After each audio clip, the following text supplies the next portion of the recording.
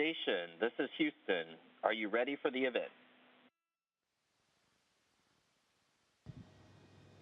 We are ready for the event. KSAZ-TV, this is Mission Control Houston. Please call station for a voice check.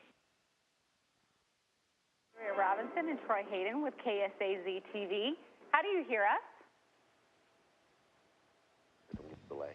Hello, Phoenix. We got you loud and clear. How us? Wow. Wow. This is pretty cool. Good morning. Good morning, you two. So there's going to be a little bit of a delay. I just want to tell everybody because we're dealing with, space-time continuum. Clearly, they're far away. So joining us this morning, Expedition 55 flight engineers Scott Tingle and Norishige Kanai. Good morning, you two. Great to see both of you. Good morning to you, too. It's a great day up here on ISS, clear and a million. Wow. All right, so we want to know, we have so many things to talk to you about. Okay. So tell us, the first thing we were talking about is what is a typical day? What's a typical morning like for the two of you, and what are you working on right now? Well, the typical day is usually fairly busy. We get up at 6 o'clock, and we start our morning prep activities to try to get our brains wrapped around what's going to hit us in the rest of the day. And we'll have maintenance and science or public affairs events like this one all the way up until about 7 o'clock at night. And then we'll have another meeting, and then we'll wrap it up. Today we have a lot of maintenance going on. If you can see behind me, we're working on reloading some software to some critical communications boxes behind the racks. And Nemo was working on some science and some maintenance in the Japanese module earlier as well. Now, I think I read this correctly. You've both been up there since December. Is that right? That's correct. And, okay, so that's been a few months. You're away from your families. I mean, I'm going to ask a question. Do you get homesick? A little bit, yes, because we have email, we have phone call, we have other kind of communication, so it's relatively okay, I think. And after you've been up there so long, we see some pictures that are shot out of the windows of the space station and things, and it's so wondrous to look down on our planet. Do you ever get tired of looking out the window? Do you ever find yourself from time to time saying, I got to take 30 seconds just to drink this in? Yeah, that never gets old. It's our favorite thing to do out here is look out the window and just enjoy the beauty that is going by below us. Daytime, nighttime, it doesn't matter. There's always something great to look at. I think that as a kid growing up, at one point in time, every kid probably wanted to be an astronaut, and you're living that dream. Was that always your dream, to be right where you are today? Absolutely, it was always my dream, and I think the same goes for my colleague Nemo here. Nemo, you're also a diver. I know, so you've been able to explore the undersea world, and now here you are. Oh, look at that microphone. That's so cool. That is so cool. And so now you're, exploring space, and, I guess you're putting on a mask. You're breathing kind of a self-contained breathing thing. Are there some similarities?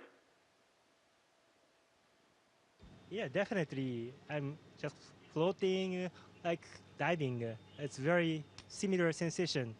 Of course, I do not need the breathing apparatus, so it's much better. Right, it's better for you. What's the hardest thing about dealing with zero-G? I mean, everybody thinks, like my 16-year-old, the thing that she really wanted you two to do when I talked to her and said you're going to be doing this, can they do a flip for me? Yeah, so they're doing the thing. So, I mean, it's probably fun for the first, week you're up there or something, but is it hard to live with zero-G? No, it's not hard at all, but it does take a mental adjustment. Normally, say if you go to sit down and type on a computer on Earth, you just pull out the chair, you sit down, and you type on the computer. But in space, you don't need a chair because there's no force that you have to rest your body on. So you go up to the computer, but when you tap on it, you float away. So you have to restrain yourself from moving. And so you have to naturally start thinking about all of those little things on how to do business up here. Wow. I would imagine once you finally get home, you don't take all of the ease of doing those day-to-day things for granted because being up there, there's so much effort put into doing something as simple as eating even. There is a little bit of effort when it comes to eating. You don't want to make a mess, and you need things to stick to the spoon. Otherwise, it gets really hard to keep track of all your food. But all in all, it's not that much harder. It's just different, and you just have to get used to it. What do you think are some of the most interesting experiments that are going on up there? I know that you have experiments, some of them that have been going on for years. I mean, what are some of the things you walk around in and look and say, well, boy, once we find out what's going on there, that's going to be really cool? Yes, there are lots of experiments every day on board the space station.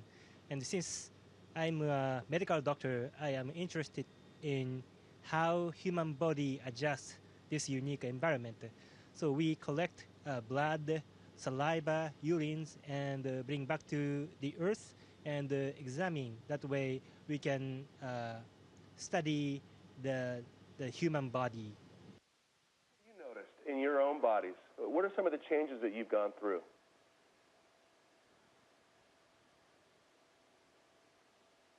Okay. So some of the changes that we go through when we first arrive are there's a big fluid shift in our bodies, and fluids start to migrate up towards our head and our chest and things like that. And so it takes a little while to get used to. We have some intracranial pressures that might get a little bit higher. We're currently looking at eye issues with ocular nerves. Could be swelling, partially due to the fluid shift, we think, partially due to nutrition. So we're also looking, our spines extend. We actually grow a little bit while we're up here. And we tend to have a higher rate of bone density loss as well, and we can counteract that. We've learned how to stop the bone density loss by doing load-bearing activities for an hour or two every single day. We lift weights for an hour or two every day. Wow! And coming home to assimilate back into normal life, what's that adjustment like as far as your body adjusting? I mean, what's the turnaround? How many days, weeks does it take to feel normal again? Well, everybody's different, but in general, you can pretty much walk a little bit when you get down, but you're still a little wobbly because your inner ear is just not quite adjusted yet. After a couple of days or few days, you're walking okay, and then after a week or two, you can maybe be able to walk a little faster and run, and a couple of weeks, you're probably okay enough to start driving again, and then it's just a process, and we go through and we try to condition ourselves to living in gravity again, and probably takes anywhere between 2 weeks to 2 months, depending on the individual. We continue working ourselves and getting ourselves reconditioned for up to 6 months. So we've got a Tesla speeding around out there in space. We've got plans to go to Mars. We're talking about going back to the moon. What about the future of space exploration excites you the most? Things that that might sound like science fiction now, but you're inside. You know what's going on. What are you most excited about? We talked about the future of NASA and the future of space exploration. So I'm really excited.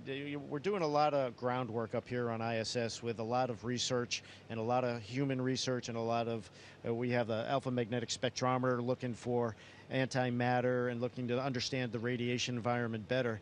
And as we get a firmer, a more knowledgeable hold on all of these phenomena, we are getting closer and closer and closer to leaving low Earth orbit again and returning back to the moon for a permanent or a more than temporary presence there, and then further on to Mars. And we're really at the knee in the curve with all of this. The commercial entities are getting into space. The government's starting to forge forward into deeper space locations. And I'm really excited to see that break out. And when we get our SLS system up and running with our new vehicle, and we start heading out to these more distant places, that's where it's all going to start happening. It's going to be really cool. It is. It is. Well, you know what, you two, you made our day today, and I get to go home and tell 2 little kids of mine that I got to talk to 2 astronauts in space. So thanks. You made me the coolest mom today. Thank you so much for all the work you're doing for all of us and the sacrifices you're making. So it was really great meeting both of you. Continue the great work. Be safe. Bye-bye. Thank you, folks. Have a great day. It's a pleasure. Station, this is Houston ACR. That concludes the event. Thank you, all participants with KSAZ-TV station. Please stand by while we reconfigure video and audio communications.